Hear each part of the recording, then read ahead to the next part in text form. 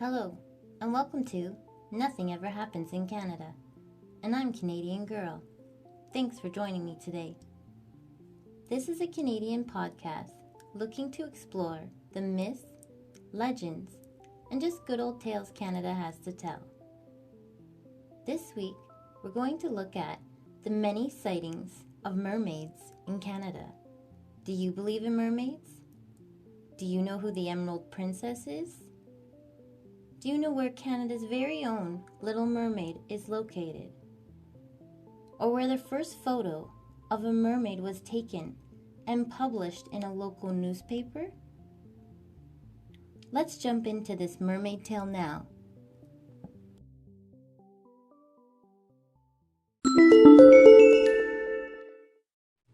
The first time we see the word mermaid is in 1586. John Davis, on his second voyage to the Canadian Arctic, took a ship called just this. In Old English, mer means sea and maid means young lady. In 1610, the first recorded sighting of a mermaid in Canada by Captain Richard Whiteborn of Exmouth and his crew members were in St. John's Harbor of Newfoundland. Whiteborn claimed, "I espied swiftly to come swimming towards me, looking cheerful. It had to be a woman. This, I suppose, was a mermaid." 4 years later, in 1614, the next sighting off the coast of Newfoundland by Captain John Smith of Jamestown, he claimed to have seen a mermaid swimming about with all possible grace. She had long green hair and was very attractive. Then, for 86 years, she becomes a myth in Canada until... Side note, before we go on to the next part, though he is not Canadian, he mentions our merfolk in a very interesting manner that I thought deserves mentioning. Plus, he's a pirate, and his name, Blackbeard. It's 1700, and recorded in Blackbeard's very own logbooks, he states several times he had seen the mer people and warned his crew to stay away from enchanted waters, which is where he claimed mer people lived.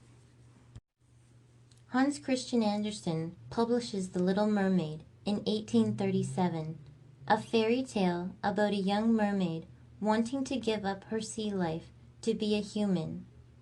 33 years later, the mermaid sightings begin again. In the 1870s, 3 local men went fishing with a local guide they had hired to take them off of Point Grey. This is the UBC area of Vancouver today. They all claimed to have saw a mermaid, said she had blonde hair, brown skin. She surfaced close by their boat, made eye contact, and dove away. The guide was terribly upset by this sighting. He believed mermaids to be a bad omen, fearing one would be doomed or die after seeing one, was a local legend. Mermaids are often seen to bring floods, storms, shipwrecks, and drownings in some cultures. The 3 local men were said to be respectable men in town, not known to lie or make up stuff. There is also a report of a guy dying shortly after seeing a mermaid, being on the Squamish River, but I could not find out if these 2 stories were connected. I just found it interesting and wanted to point it out. From 1870 to the 90s, seamen reported many sightings of mermaids off the coast of Vancouver and Victoria. 6 years later, just off Gurbis Island by Cape Breton, Nova Scotia, a fisherman named Mr. Bagnall claimed to the Cape Brooklyn Eagle newspaper on August 22nd. There is no doubt the mysterious stranger is what is known as a mermaid, he stated. While on board, he saw a woman floating on the surface of the water. To their surprise, when they approached, it turned around, looked at them, and disappeared, only to resurface again in a few moments, then once more disappeared altogether. He claimed she had long dark hair like a horse's mane and had very long fingers. In 1967, the most famous sighting of them all, one to this day still recognized by the Nature Conservatory of Canada as the last known sighting of a mermaid, the Active Pass or Main Island mermaid sighting. It was early evening on June 13, 1967, when passengers on a ferry approached close to the west entrance of Active Pass, just outside of Victoria, known as Helen's Point, on Main Island. She was seen and reported to local authorities by multiple passengers on board. They claimed to have seen a mermaid with long blonde hair sitting on a rock eating salmon. She had the upper body of a woman, and some even claimed she was topless, and her bottom half was said to look like a porpoise. A passenger named George Harrison from Sioux City, Iowa, took a famous photo, the first ever published, of a mermaid that was in the Times Colonist newspaper the day after. A man from Cobble Hill, said to be flying over the area around 7 p.m., took an aerial photo that corroborated the passengers on the ferry's story. 2 days later, on June 15, 1967, a $25,000 reward, today around $200,000, was offered by the Colonist newspaper for the mermaid. The specimen had to be confirmed by a biologist. One more sighting was reported 50 kilometers away from Main Island at Cordova Bay 1 week later, but the witness could not be sure and had no proof. Some believe this to be nothing more than a hoax, a well thought out trick by an actress or possible photographer trying to make some money. What do you think? Do you know the Main Island mermaid? She would be about 60 to 70 years old today.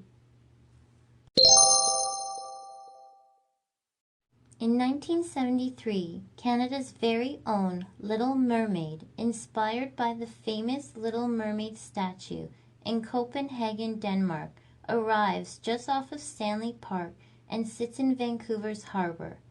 Have you seen this mermaid before? If you've ever been to Vancouver and visited Stanley Park, you have most likely seen her. But here's the real truth. She's the most mistaken mermaid in Canada. She's actually not a mermaid at all. She's a girl in a wetsuit. You see, the artist wanted to make a replica of the famous Copenhagen statue of the Little Mermaid, but was denied by the original artist the right to do so. He found his own way to do it and put her in a wetsuit. If you look close, she is wearing goggles on her head and flippers on her feet. Let the mermaid mania begin. It's 1989 and Disney releases The Little Mermaid to the big screen. Also this year, we meet the world-famous Emerald Princess located in Mermaid Cove, in Sultry Bay Provincial Park, close to Powell River, BC. She is 600 pounds, solid bronze, 9 feet tall, a mermaid princess statue created by artist Simon Morris. She was sank 60 feet below the surface and is famously known in the diving community as the Emerald Princess. There will always be a mermaid in BC waters. A fun fact, a copy of the Emerald Princess cast was lowered into the Grand Cayman in the Caribbean, so there are twin mermaids in the ocean 5,022 kilometers apart. There is only one other mermaid statue in Canada. It is located on Salt Spring Island, BC. But back to the real mermaids. Do they exist? Do you believe? Are they just a fairy tale? Either way, they are a part of Canada's legends and folklore throughout the maritime provinces. Though there has not been a sighting in years, it seems their mermaid tales live on.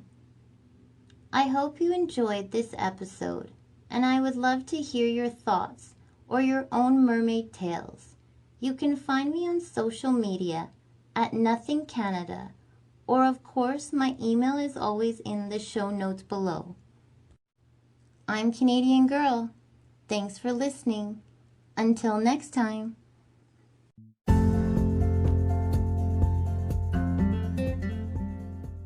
Want to help support the show? You can do that in 3 simple ways. The first one, you can leave us a shiny 5-star review on Apple Podcasts. This small gesture means so much to this podcast as it allows us to move around on the podcast charts and meet more awesome listeners like you. The second, you can stop by our souvenir shop and pick up a souvenir from one of our great adventures and take it on your very own. There's t-shirts, water bottles, notebooks, and so much more. Do head over to our souvenir shop today and grab some adventure gear. And finally, the third way you can help support the show is by donation. We have a fancy PayPal button that can be found on the top right of our webpage. This button allows you the option to donate as much as you want, whenever you want. All donations will be used for the channel by buying new books for research, paying for the podcast website, and upgrading equipment. All 3 links to help support the show, of course, can be found in the show notes below. I thank you all so much for your support of the show. It means the world to me.